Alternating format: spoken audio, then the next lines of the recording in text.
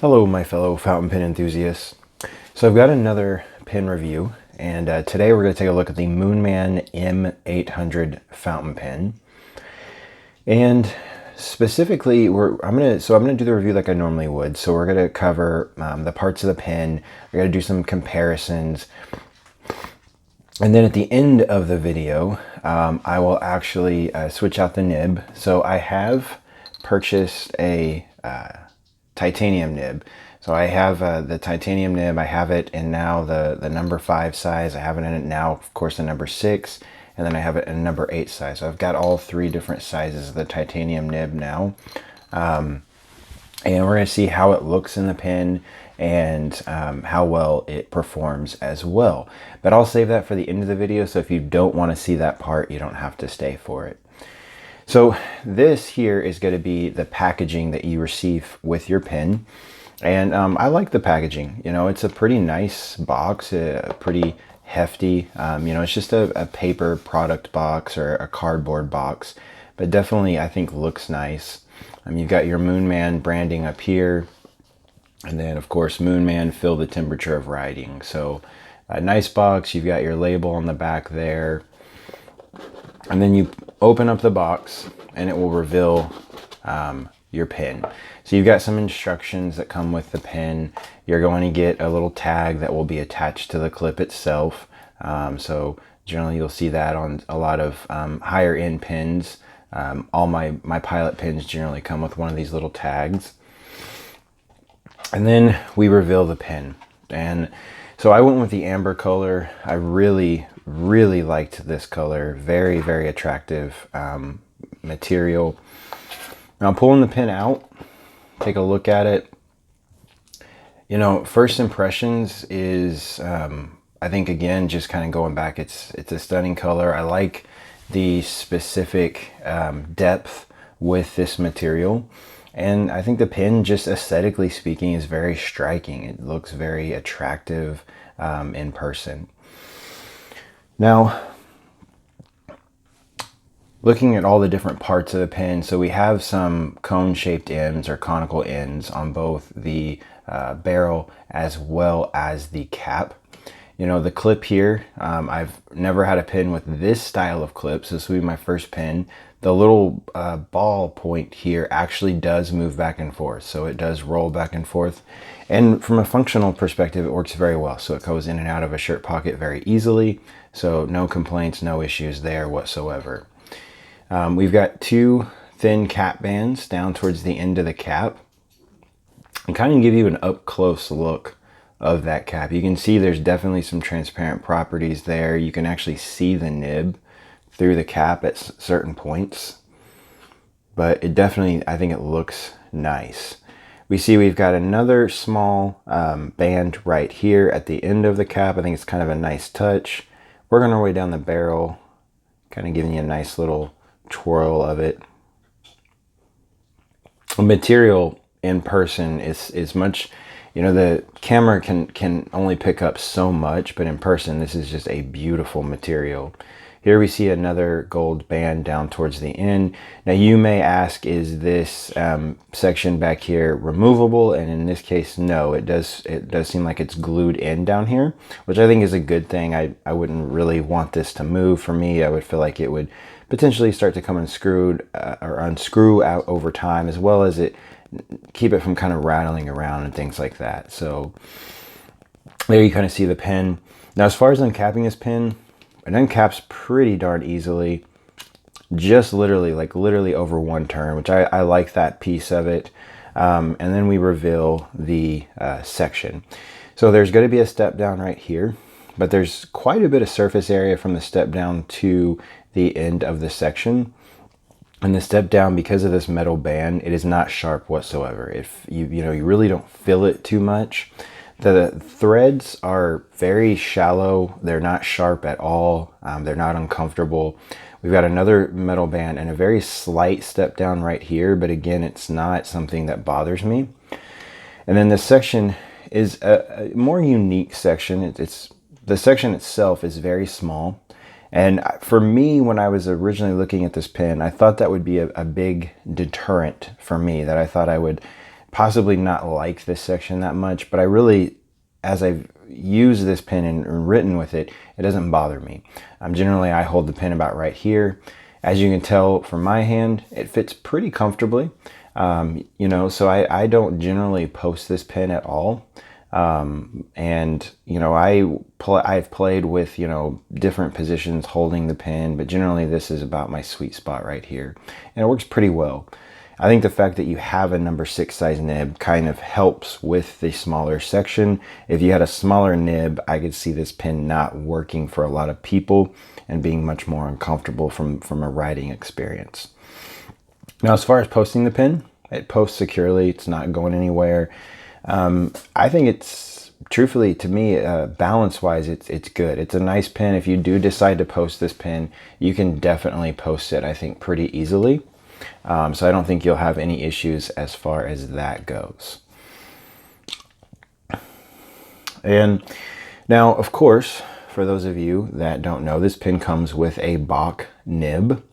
And that kind of is one of the things that kind of drives the price up. Now, you know, for any of you that have never used a bock nib for any reason whatsoever, you know, bock nibs write very well. This is, of course, their number 6 two-tone nib. I think this one is going to be categorized as their 250 is what they call it, the bock 250. Generally, these perform very well. Now, this is a fine nib. You really only get that one option as far as the nib goes. And then you do get a bock feed with it as well. And I generally like their feeds a lot. I think they perform well. They have a solid channel as far as for ink flow and everything else. Now, this is going to be an entire nib unit. So we're going to hope, I have not taken this out yet, we're going to hope it unscrews, because I will be replacing the nib and feed essentially, but worst case scenario is I'll just replace the nib and just pull that out or whatnot. We'll see how it works at the end. Now, taking off the barrel, we reveal the actual inside of the barrel. I'll kind of show that. You know, it's just hollowed out, of course. We've got a metal collar here, which I think is nice. You know, we see this in a lot of the higher end Moonman pens. They put their branding on the collar. I think, again, that's kind of a nice touch. And then we have the converter here. A little bit lower end converter, kind of similar to some of the Schmidt converters that you get as far as just how it looks and performs, but it works fine for me. I actually just refilled this pen. I've written with it so much recently that I've already had to refill it again. As you can tell, there's some kind of glittery type ink in there, and I'll discuss the ink when we get to the writing sample. But in essence, that's the pen. Again, I think, you know, first impressions, somewhat visually stunning. One thing that I will note real quick while I'm recapping it is the threads do sometimes take a minute to engage. There's no cross-threading issues, but occasionally I'll sit there and I'll spin it for a moment before they will engage to catch the threads. So kind of like right now, you have to hit it just right. No cross-threading issues though. It's not really necessarily an annoyance. It's not like an issue like the Moonman M800 was for those of you that have that fountain pen. So, but it's something I did want to mention. If you haven't purchased this pen or are thinking about it, it might be something that you notice at first. Again, I have not had one issue as far as cross-threading, so I don't think it's going to be a problem as far as that goes. So up next, we will do some sizing comparisons. I'll do some quick weights, and I'll kind of show you the total length of the pen and do a little bit of dimensions as well. And then, of course, we'll do a writing sample after that. All right, so I wanted to compare this pen a little bit from a sizing perspective and just kind of to show the evolution of I call it the M800 series of fountain pens with Moonman, but to kind of show the differences in all of these pens. So, you know, I put these or laid these out based off of kind of when they release. So from the bottom, working our way to the top, you see the oldest pen in this series. We have the Moonman M800, and this is the one that kind of started, you know, in my opinion, kind of started this series of fountain pens, you know, where you see these really beautiful acrylic materials. You see some different types of nibs and things of that nature. And The M100 came with, I think, a lot of popularity. It's a pen that definitely it has its faults, but it's also a really nice fountain pen. And I actually have my other one. It's, I think, the art version, which is kind of like a brick color. It's got all sorts of different colors in it. I still have that one inked up, and I use it every day. I actually have a vintage Waterman nib in that one that I write with every day. And then we see our Moonman M200. And again, we kind of see the evolution here. The ends here are more rounded. They're not as cone shaped as the M100. And then the section is going to also play a different role in this pen as well. And then we see the M300. And while it looks, to me, it kind of looks like the big brother of the 200. This pen here is really kind of one of my favorite Moonman fountain pens. I love the color, first off. This pen kind of reminds me a little bit of a Conklin All-American as far as its size and shape, not quite as girthy. But you'll notice that, again, we kind of see a change in the evolution. We didn't get a 400 or a 500. We really just kind of jumped into the 600. And the 600 is definitely an homage pen to the Parker Duofold Centennial. Now, this one is the 600S. So this one is the one that comes with the Moonman nib, not the Schmidt number 6 size nib. And I love this pen as well. The material is again gorgeous, but definitely 100%, you know, they did a 180 as far as the design elements. And I think it's kind of cool that they separated it kind of how they did. Instead of doing an M400, they did an M600. And then we, of course, get to our M800 here. Totally different design than these other four. Obviously, they're going after a look very, very similar to the Leonardo Memento. I talked about it in my one of my pen news videos. And I know some of you that may be a deterrent, especially on these two pens, but for me, it was not a deterrent. Now, this one, of course, they changed it up. They put a bock nib in this one. So we have a Schmidt nib in all four of these. And then we now are seeing a bock nib in this fountain pen. Oh, and this one, of course, has a Moonman nib. So the original M600 had a Schmidt nib. This one was released with their Moonman proprietary nib. So next, I'm going to uncap all these pens. We're going to take a look at them in their uncapped form. It's be interesting to see all the differences in sections, the nibs, and all some of the different design elements that each pen takes. All right, so here now we can take a look at all these pens in their uncapped form. And you see so many differences. Each pen has their own unique section. I think that's what's really cool, again, with kind of the evolution with this specific line of pens. So starting with the Moonman M100, we see kind of a little bit more of a traditional styled section. It's nice and elongated. It works well. There's no real step down. Those threads are not sharp whatsoever. So it definitely works well. You know, some of the minor criticisms of this pen was the fact that it came with a number 5 nib versus a number 6 nib. A lot of people thought it would look a lot more attractive with a little bit bigger nib. You know, you can kind of see here would have been the look of the nib.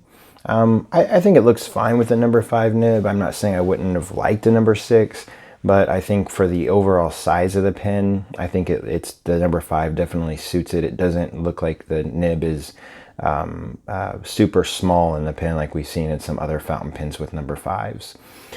You know, there is a cross-threading issue with this pen specifically. That's one of probably the bigger issues. You kind of have to pay attention when you're recapping the pen. Now, I have my other Moonman M100 that I use every single day. It's still inked up. It actually has a vintage Waterman nib in it, and I write with it every day. It's one of my favorite pens to write with. So I didn't put that one in here because I wanted to show it with its original nib. And then we get to our Moonman M200. This one probably has one of the more unique sections, similar to the M800 up here, where it has kind of an interesting concave right down here at the end of the section. And for me, it's reminiscent of like a Franklin Christoph pen, for those of you that are kind of used to that concave being farther down towards the end, closer to the nib. And again, we see some different design elements. The M100 didn't really have much of a step down. This one has a little bit bigger. The threads are more blocked and spaced apart, so they fix that cross-threading issue. And the threads, I think, are, you know, aren't sharp whatsoever. They're somewhat dull. So again, that's I think a nice fountain pen. And then we get to our Moonman M300, and this pen did not come with a lot of excitement, and I think for a couple reasons. Number one, it was not released, I would say, extremely widely available. All right, I apologize. I had to pause the video for a moment. My cat, I made the mistake of letting my cat in here, and she's being extremely feisty. I've been having to pause every few moments to get her down off of my desk, and she was acting a little bit crazy. But back to the M300. So this pen, again, very expensive pen. This pen was in upwards of $60. I think that was a bit of a deterrent at the time when this pen was released. Now, talking specifically about this section and everything, so we have a very slight step down right here. So it's not a major step down. The threads, again, are similar to the threads that we see on the 200, kind of a block style thread. And this is probably one of my favorite pens to write with. It's the girth of the pen is perfect for my writing characteristics, as well as the section is very comfortable. And this is one of the few Schmidt nibs that I have that I actually enjoy using. It writes very well. It's a nice wet writer. It lays down a consistent line of ink and just performs very well. The pen's not inked up at the moment, but it was inked up for several months, and I decided to go ahead and take it out of my rotation temporarily. But it's a great pen. And then we have the M600S. Now this pen, again, you see, again, just a total change in evolution as far as the design and style of the pen. Again, this one is going to be or mimic or be an homage pen to the Parker Dual Fold Centennial.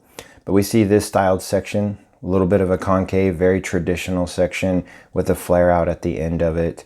And then now we get to look at the Moonman nib. So this is their own proprietary two-tone nib. So for those of you that have used the Moonman nib, it's a great nib. It writes very well. Generally, their nibs are very smooth right out of the box. You don't generally have to do, or at least I've never had to do any smoothing or use any micro mesh on their nibs to get them to perform like I've had to do with a lot of the Schmidt nibs that they've put in their pens.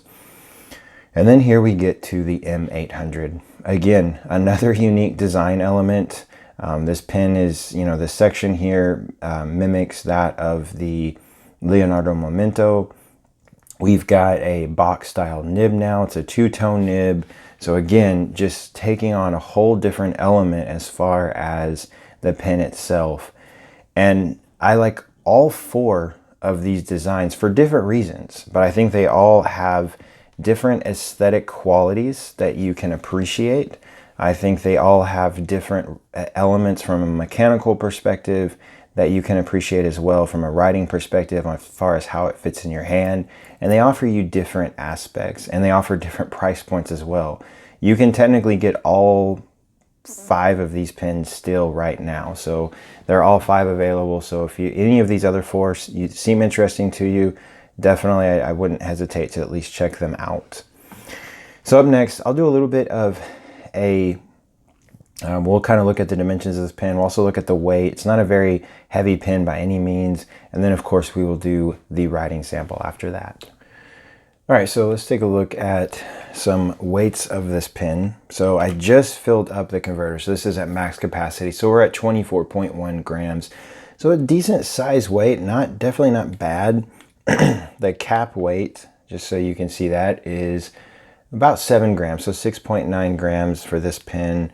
And then our actual pen itself, if I can get it to be steady, there we go. So we have 17.2 grams. So, and it's uncapped form if you're writing with this pen. It's about 17.2 grams. So around 17 grams. Again, I just filled up the converter. It's got a pretty nice full fill. So again, not a heavy pen necessarily, but definitely not a super duper light pen. There we kind of see it, those threads didn't engage. Kind of showed you that inadvertently. Now, as far as some of the sizing of the pen, we're just going to take a look at it in its full length. We're looking at about 143 millimeters on there. So about 143 millimeters. As far as girth goes, the cap, we're looking at about 15.5 in its widest point. The barrel around 14.6, 14.5. Section, again, at the widest point on the section, we're looking at almost 12 millimeters, 11.9, down to about 10.5, 10.4 millimeters. As far as total length, and I'm going to take it all the way past the threads, you're looking at about 27 millimeters. Down from that metal band, we're looking at about 16.5 millimeters. So there you guys see it, 16.8. That's a pretty good estimate. It's like literally right on the metal band. And then of course, it's uncapped form. We're looking at about 127 millimeters in its uncapped form. I'm not going to do the posted form, but there you can kind of get an idea of different sizing. So about 143 millimeters in its total length. So definitely not a small pin by any means whatsoever. Obviously those conical ends or cone shaped ends kind of give you a little bit additional length, of course, but not by much. So up next, we're going to do a writing sample. And then I will go ahead and tell you what I like about the pen, what I don't like, and give you my final thoughts. And then if you would like to stay after the actual review, and I will show you what that titanium nib looks like on the pen, as well as how it performs in action. Be back in a moment. All right, so we are back for that all-important writing sample. Now the ink that I'm using is a diamine ink, and this is Caramel Sparkle. Of course, it's part of their shimmering line. I've got quite a few of them now. I got this one, their Golden Ivy. I really like these shimmering inks. I don't know what, I've gotten kind of just this need that I feel like I need to put them in a lot of my pens. Of course, most of you have been watching my video for a while. I've had the Brandy Dazzle for a while, and I've got a couple other shimmering inks as well from different brands. But I like this color. The color kind of suits this pen, I think, pretty well. Kind of gives it a little bit, kind of adds to the writing experience. It's kind of cool to see on the paper as well. So again, we are writing with a Moonman M800. This pen has got a bock fine nib. First thing you may notice, this pen, you kind of see definitely is, it's not a gusher, but the nib performs very well. I don't have any skipping issues. I don't, I've been writing with this pen on a lot of different papers, cheap paper. This is of course my Clairefontaine notebook, so it performs well. As far as an actual full writing sample,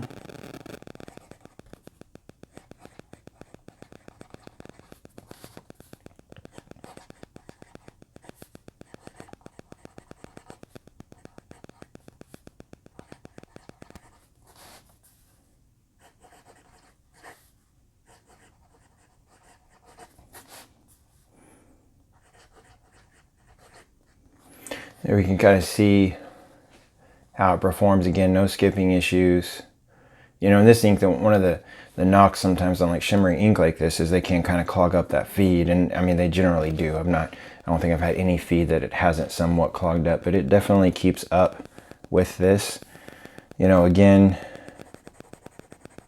kind of see wetness, solid there. It's not a pen you're gonna, or not a nib you're gonna get necessarily line variation out of. You can squeeze just a tad bit out, but you're not gonna get a ton of line variation necessarily.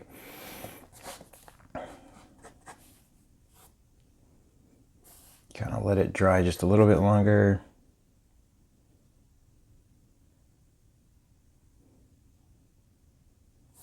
About 10 seconds right there. And as far as reverse writing goes, you can definitely do it. Kind of get like an extra fine line. A little bit scratchy, a hint of feedback, but you can definitely do it with this pen. Performs pretty well. And maybe just a little bit of fast writing. Again, you don't see any skipping on there, I'm sorry. The feed definitely keeps up, performs well. No issues whatsoever there. All right, so now my final thoughts and verdict on this pen. I really like this pen. Regardless of what you think about it, regardless if you think that you're mad because of the pen that it mimics, I think if you just look at it from the perspective of being a writing utensil, being a tool, and then also looking at it from how it makes you feel when you use it, I think this is an awesome pen. So looking for me, when I talk about rating the pen, so when we're looking at aesthetics, on a scale of 1 to 5, I actually give this pen a 5. For me, I really like the look of the pen. I love this color. This amber color is gorgeous. You know, I have another amber pen. I didn't show it in this video, an LIY. This pen just trumps that. I mean, there's not even really a point of comparing it. I know definitely Pen BBS would be, I think, could give this pen a run for its money from just the sheer material perspective. But there's other things I really like about it. I think that I like the clip. I like the ends. I just aesthetically, it's a very attractive pen. Mechanically, so how does the pen perform from a mechanical perspective? You know, time will tell how it holds up. But I think from a writing perspective, I think, you know, the nib, the feed, the uncapping of the pen, everything works very well. I'm going to give it a 4.5. There's no issues. Only time will tell, though, how it continues to perform over time to ensure that it's going to perform the way that it should perform. Then on the wow experience, you know, is it a pen that I really enjoy using? Do I want to use this pen over other pens? I would say yes. I'm going to give it again a 4.5. This is a really, really nice fountain pen. I keep gravitating towards wanting to grab this and use this pen. So I think it's, again, a really nice pen. Now, overall rating, I'm going to give it a 4.5 as well. So I definitely recommend this pen. So a couple things. This pen, you know, you're going to be looking at paying an upwards of $50 for this pen. So north of $50. So it's not a cheap pen because of the nib that you're going to be receiving it with. So you have to bear that in mind.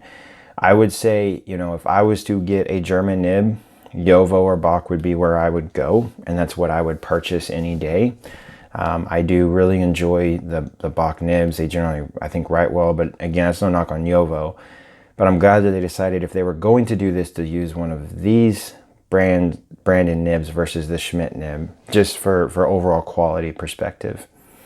Now, with that being said, you can get this pen south of $30 because they've now launched it with a Moonman nib. The problem with that is most of the colors have already sold out. So I know when I looked on eBay the other day, and mostly what I've seen is they're available on eBay.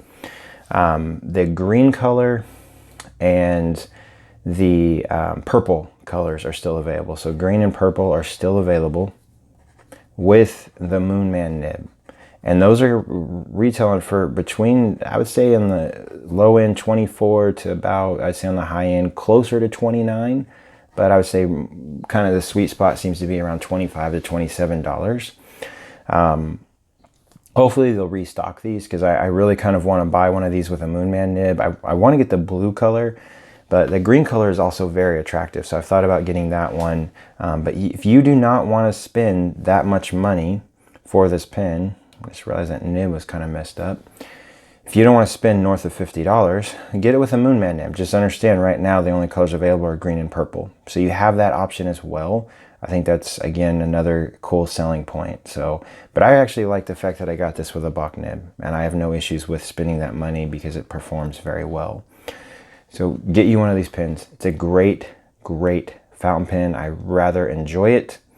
All right, so up next, we are going to switch out that nib. This concludes the review. So if you do not want to stay and hang out for the nib swap, you do not have to. However, I'm going to do that here in just a moment. I'm going to get that kind of set up to do that.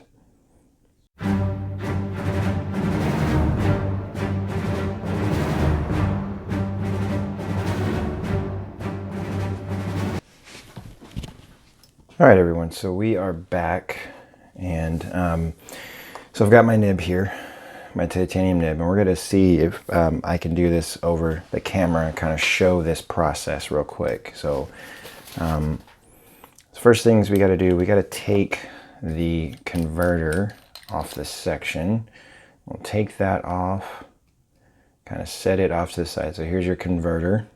We're going to see if we can just simply unscrew this nib collar out, which will make it super easy, which in this case it does. It unscrews very easily, so that makes this process easier. So then we take our new nib collar and we just simply screw it in place. And in this case, it screws in very easily. Now we see we have our titanium nib in there. Now I go back and get my converter, replace it. So we're all set up there. Now what the next step I'm going to do is I'm going to go ahead and grab my ink bottle. Should have already had this ready. And we're going to saturate that nib in feed. Just so that way I don't have to sit here and wait for it to... So I'm going to push out ink. And then what I'll do is I'll put it inside the ink bottle and I'll kind of refill. And that way, make sure that the plenty of ink and the feed, so again, we're not having to wait excessively for it to saturate that feed. And there we have it. All right, so put the pen back together, and we're going to see how this nib performs. Before I do that, I am going to put up my ink so I don't spill it. I was shooting a video a couple months ago and I wound up spilling one of my ink bottles, so I don't want to do that again because that was pretty traumatizing. All right, so here we kind of see the pen with the titanium nib. I think it looks nice. Again, we'll see how it performs. Again, same feed and everything. So here we have... It's not writing. Oh no. Let's see if I flood the feed a little bit.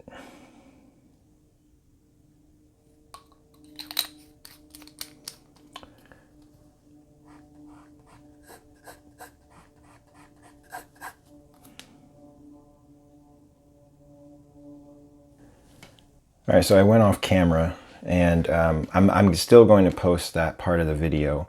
But I went off camera. I noticed that the feed and nib were not set all the way properly in the collar, and there's a big old gap here, and I should have caught that before I did this, but kind of shows that when you're changing out a nib and feed, sometimes those are things that you run into. Here you can tell I was playing with it. I set the feed, of course, on here, and that made a mess. But now we should be able to write. So again, this is the Bock titanium nib, and it does write well. It's very smooth. You know, the thing that I like about the titanium nib, you know you're on the paper. It's smooth, but you get just that nice kind of hint of feedback, almost like a sort of like a pencil-y type feedback.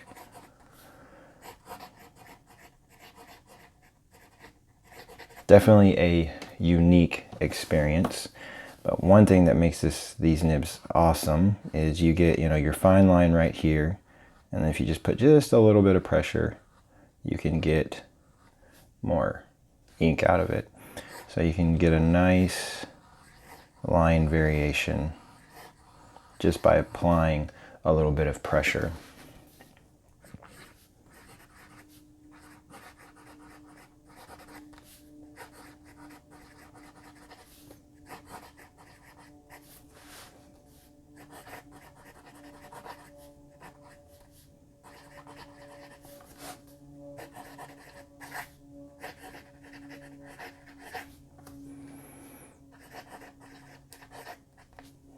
So there you see it.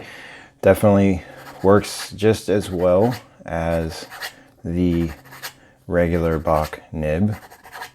And got some skipping there that might have, I think that was me and just I didn't hold the nib. I turned the nib too much. But I like it so far. I think it's going to perform well. You know, reverse writing if you care about that.